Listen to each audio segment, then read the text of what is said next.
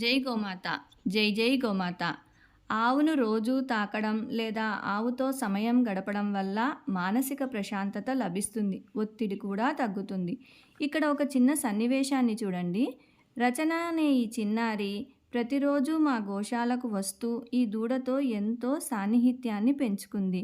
తన ఆట వస్తువుల్లో ఉన్న బొమ్మలతో ఎలా ఆడుకుంటుందో ఇక్కడ ఉన్న దూడతో ఆడుతూ దానికి స్నానం చేపిస్తూ ఎంతో ఆనందిస్తుంది. ఆ దూడ కూడా అంతే ఆనందిస్తూ సహకరిస్తుంది. పిల్లలు కార్టూన్స్ చూస్తూ, సెల్ ఫోన్స్ చూస్తూ ఉంటే వచ్చే ఆనందం కన్నా ఇలా దూడలతో ఆడుతూ పొందే ఆనందం 100 రెట్లుగా ఉంటుంది.